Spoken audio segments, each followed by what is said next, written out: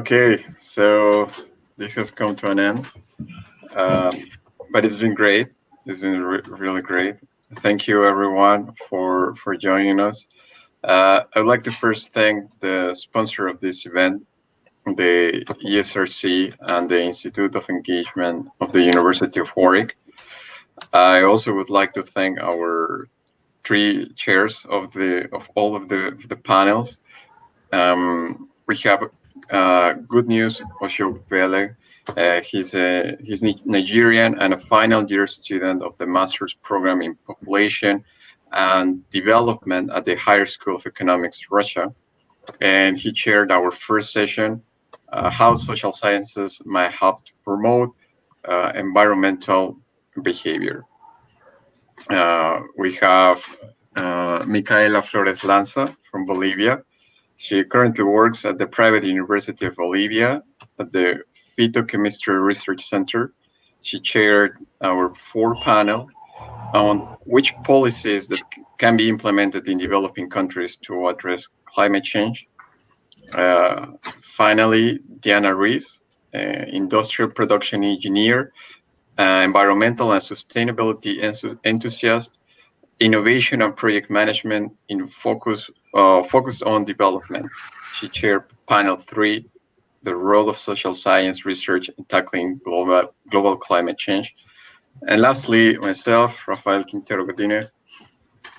I'm a 4-year PhD candidate at the University of Warwick, and I teach at the business school and the law school of university. And it's been a real pleasure to share with you this event and to address what is the topic of the event. Global challenges require global collaboration.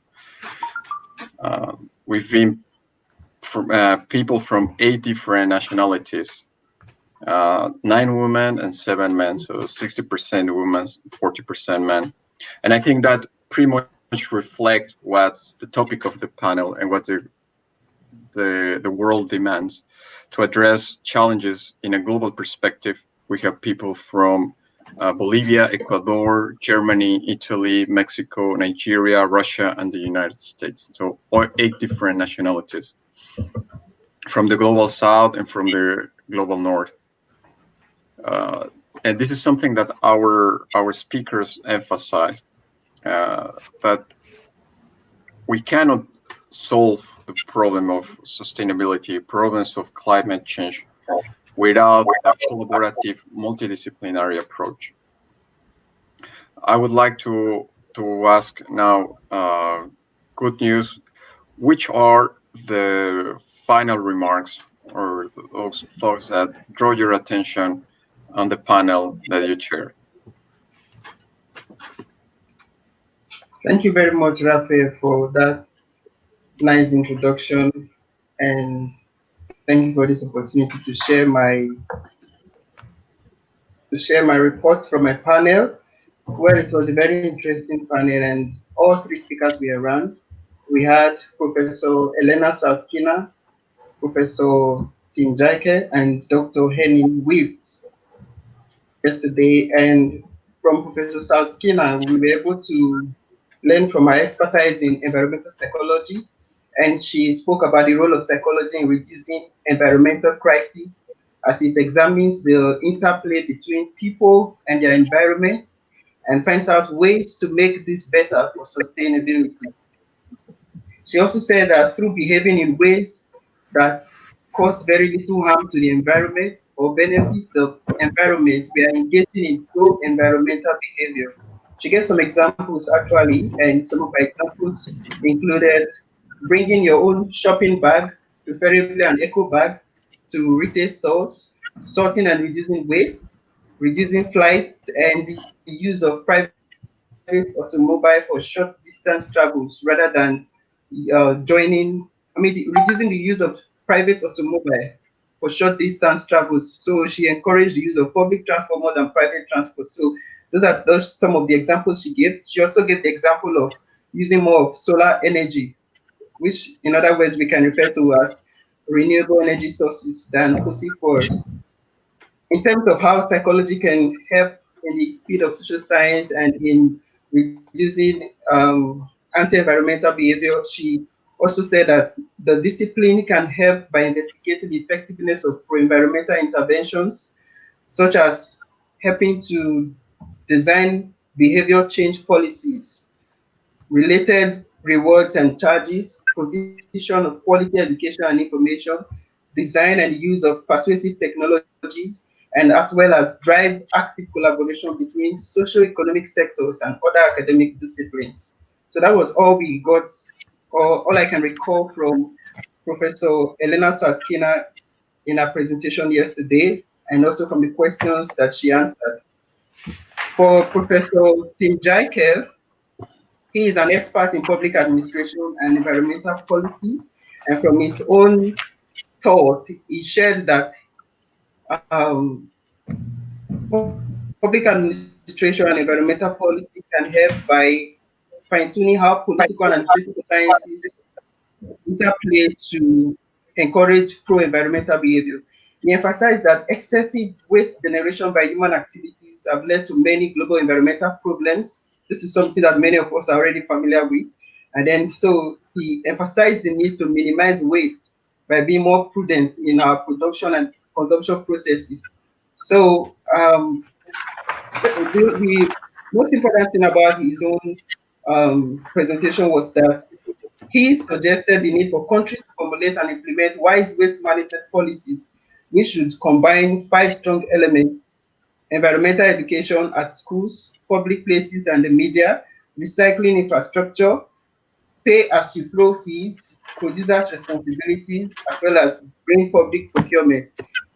Finally, Dr. Helen Weeks shared his own idea about how circular economy can perform better than waste management in this situation. And to summarize everything, social sciences can help educate people and influence policymakers in the right path towards pro-environmental behavior through systematically including environmental education in every discipline, especially psychology, economics, and public administration.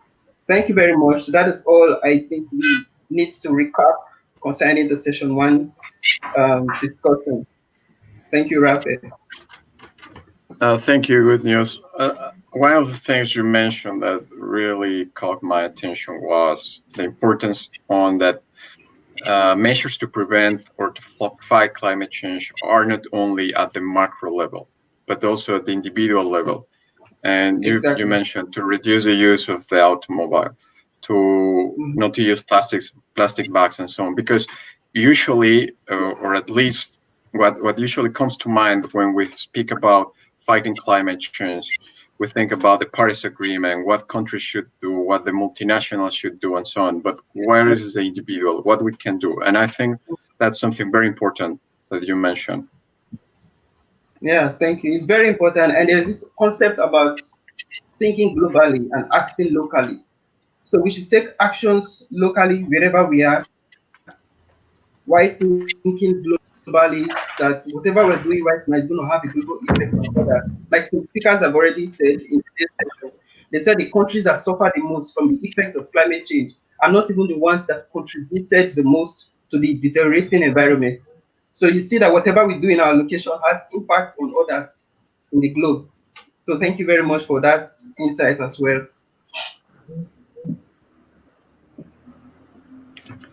Okay, then we go with Mika. I think it was a very interesting panel.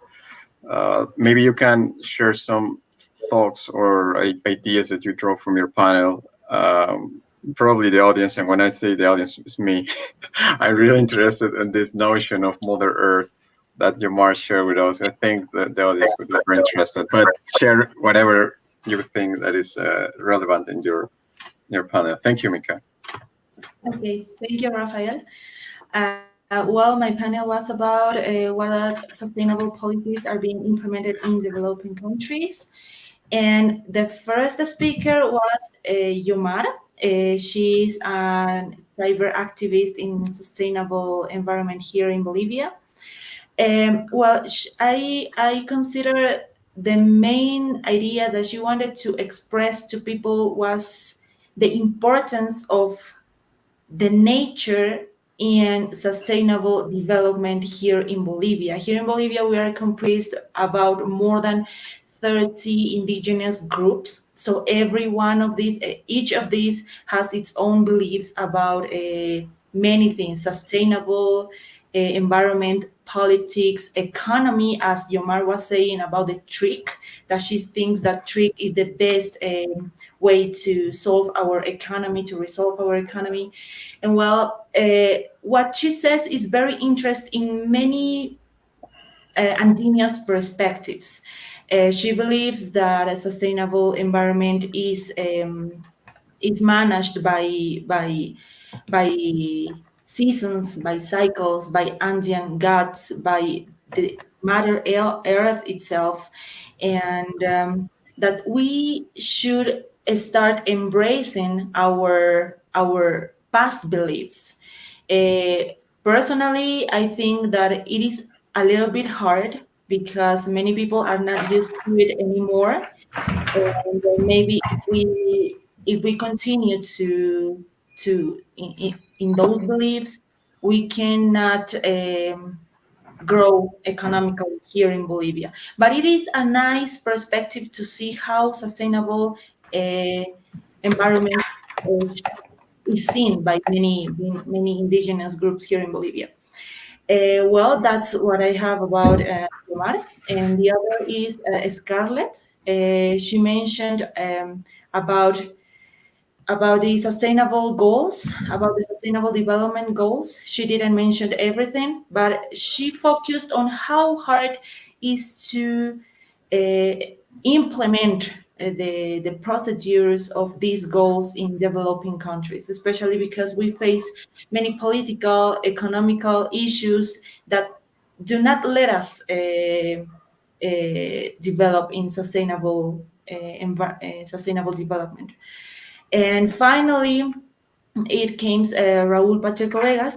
He's an associate professor in the Methods Lab of the Latin American Faculty of Social Sciences based in Mexico.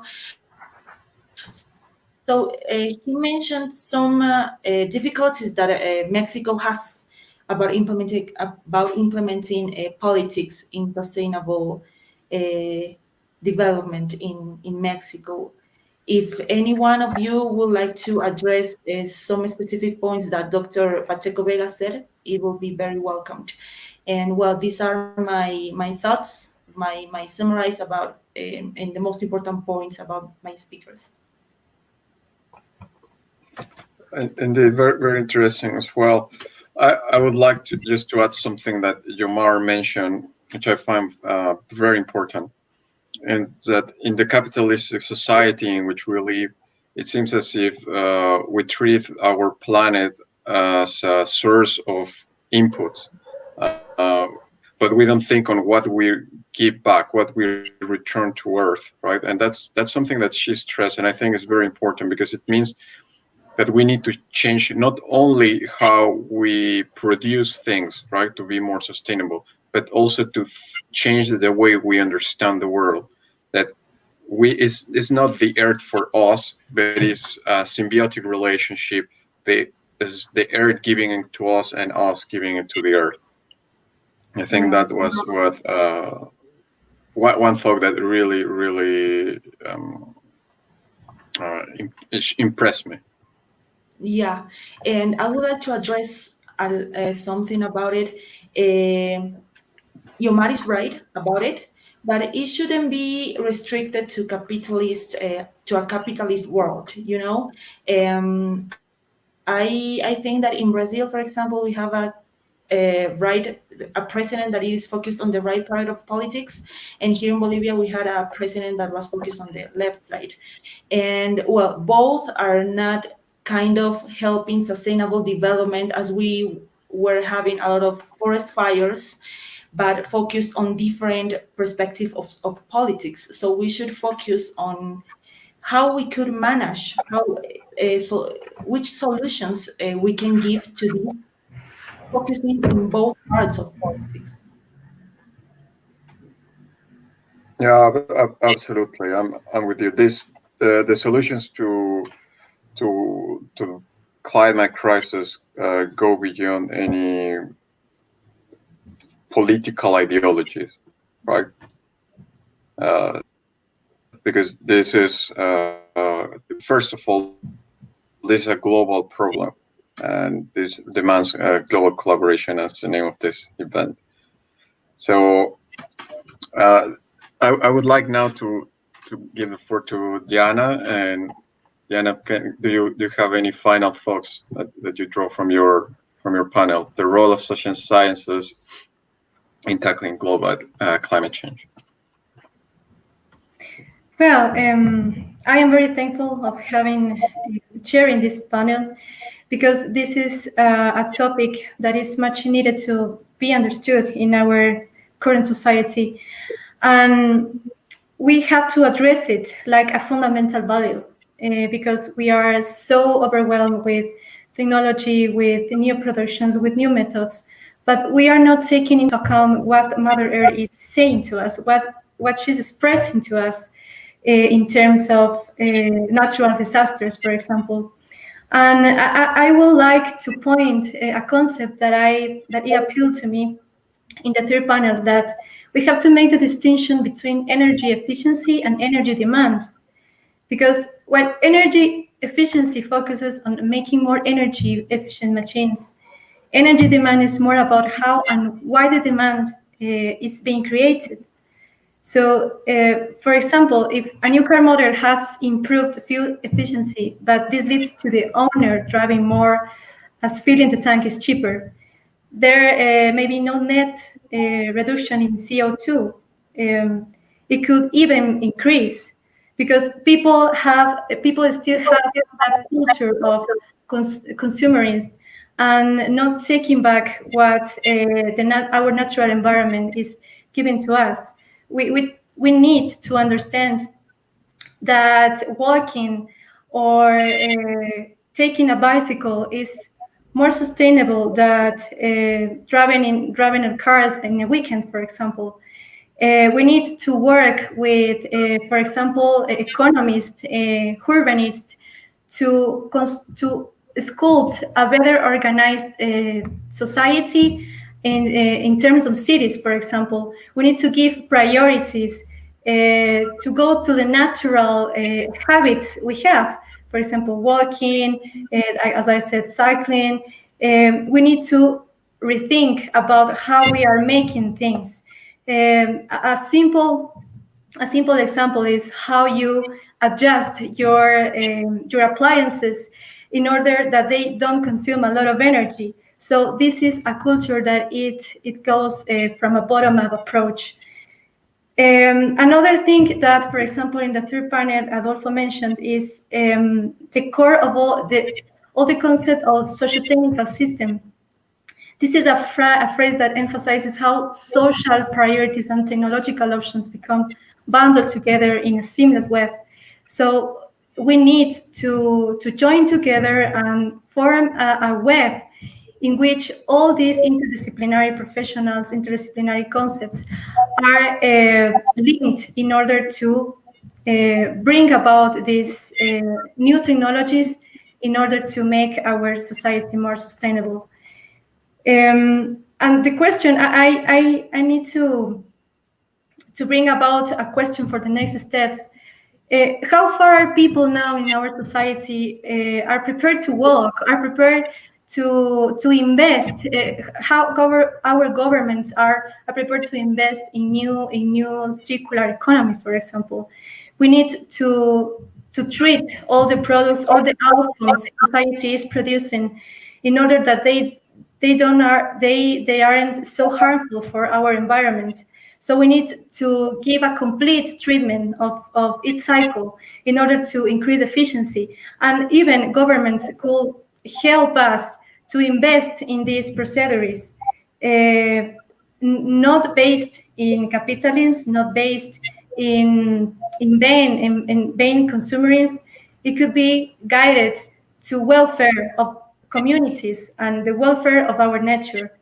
And what is the main purpose of business today is to get profit, but based on what? At what price? we need to understand that upcoming business and ventures need to gain a brand of sustainability, and in that way promote good values and values that guide us to find a better society. I think this is the most relevant for me. I think there are three pillars in all this event, and this is education, legislation, and innovation. I think education is the first touchstone to go ahead with new generations that think about not only GDP, not only gaining profit. We need a better society that think how to measure our behavior regarding the planet. I think this is the first step, and then we can go to the legislation to promote these initiatives and move to other habits that make our society more helpful. I think innovation, as I said, this is like the top of the iceberg that we are working on, but we need to take into account bottom-up aspects like the response of our Mother Earth. Absolutely. I agree with you, Diana. One of the things you mentioned, we should look beyond GDP, and this is something Clara in my panel stressed when she drew on the example of New Zealand, and how in New Zealand the government is focused on a well-being budget that takes into consideration mental health, improving child well-being, supporting marginalized populations, and so on. It's as you mentioned, when to give solution to these problems, we require education, because we require a new change of thinking, right? We cannot continue with the same patterns of behavior, lavish styles of living, of consumerism, just because we want increasing consumption is what increases the GDP, and that's what triggers economic growth. That need to be reassessed, right? It's because that's the model, that's the economic model that brought us to the crisis in which we are. So it's not enough. Yes, Diana. Yes, and this is important because capitalism is not the problem. The problem is how is it conceived in our current society, and we need to change the approach. Maybe the economic model is not a problem. The problem is how we were educated to conceive that. I would argue that the problem it is the economic model, but I would like to know the thoughts of Good News, please.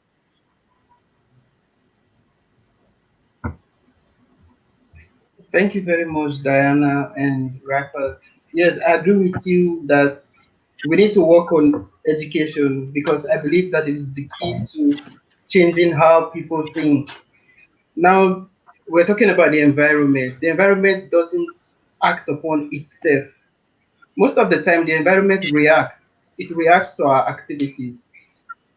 Now, we need to understand from childhood, not just from adulthood, because if you want to change behavior, the best way to approach is to deal with it from childhood, because whatever behavior we learn and get used to in childhood is what we take to adulthood and build upon.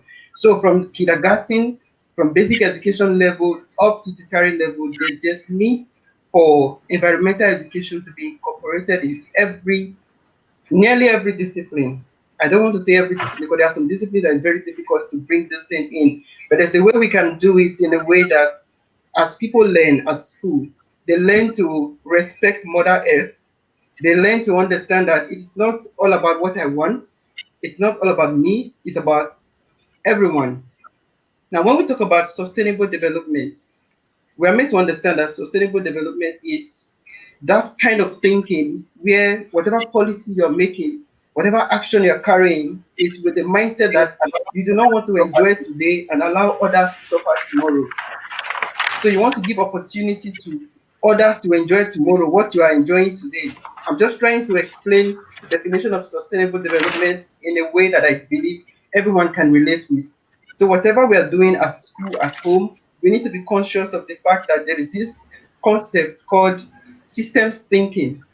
In systems thinking, you think like you are in a system. For instance, if you look at a spider web, if you touch a part of the web, it affects others.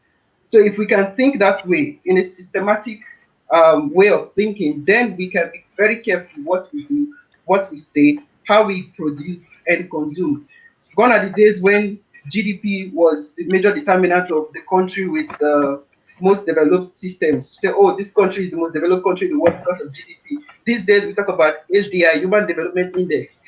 HDI has taken over because we are looking at education, the quality of education that people have, the healthcare, life expectancy, and other variables which now determine development of a country. But in this present time, in contemporary time, we're looking at how to bring in consciousness about the environment into people.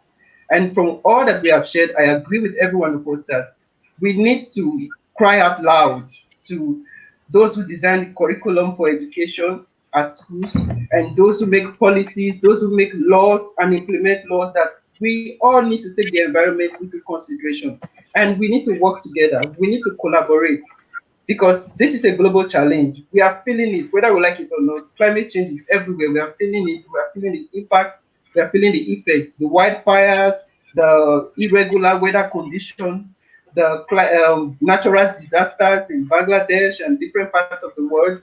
We need to fix these things. And the only way to fix it is to go back to where we missed it.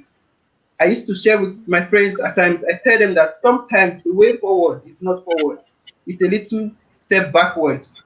You need to go back to where you missed it and then take correction and move on from there. So thank you very much for this opportunity. In summary, we need to think in a systems way and we need to work on our educational system, both formal and informal, to teach children and adults to put the environment into consideration in whatever we do. Thank you. I really like what you say about thinking systemically. Yeah, because otherwise we will have sectarian solutions to a global problem, and that will bring us to nowhere. Mika, you want to say something? As Good News says, I also think that education is a pillar, because without education you don't have legislation, and the third pillar, Diana, was education, legislation, you said? Innovation. Innovation, yes. And you need education for both of them. And it is hard in many countries, in developing countries, it is hard to, as Rafael or Good News were saying, to include sustainable development curriculum in the education of children. You have to make many changes. Here in Bolivia, for example, we had a problem because of this COVID issue. The academic year for high school and school students was suspended. Everybody passed the year with a minimal grade, so they didn't learn what they had to learn. Maybe some of them, many of them are learning in their house, but they are not acquiring the knowledge in classes. And with this problem, maybe it could be a little bit difficult to implement sustainable development education in future curriculums. It will be ideal, but and I think that education is the pillar, and personally I'm working to foster that in Bolivia. And I hope in the future we get a better Bolivia and a better Latin America, a better Africa. For sure, I would like to achieve that. Yes, something very important that you said, Mika, is just that inclusion. And it comes to my mind that inclusion is not only, we are talking about environmental issues, we're talking about inclusion of communities. Because if we include and make a fair market system and a climate justice, it is understood that we need to include remote communities to start taking into account what are their problems, what are their concerns about a better future, because we are concentrated in monopolies, in production giants, but how about remote communities? So inclusion is very important in sustainability, in terms of leveraging resources, natural resources and economic resources too. Yeah, agree. Yes, and I think that's something Adolfo stressed when he was referring to the indigenous communities in Mexico, and I think that's something very important because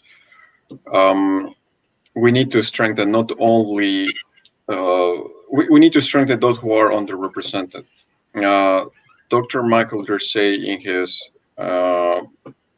intervention mentioned that the environmental crisis that we have currently affects the most those who are in the lower social strata.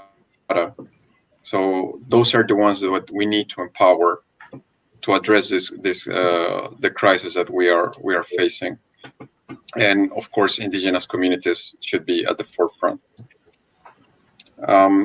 So I don't know where you have any final thoughts that you would like to share. I think that it's your turn, Rafa, to make a summary of your speakers. Yeah, yes. The final thoughts of my on my table, my panel. Sorry, Clara mentioned, as I referred previously, we should look beyond GDP. She gave the example of how New Zealand is implemented a well-being budget, which I think is quite interesting and something that other countries might also look at.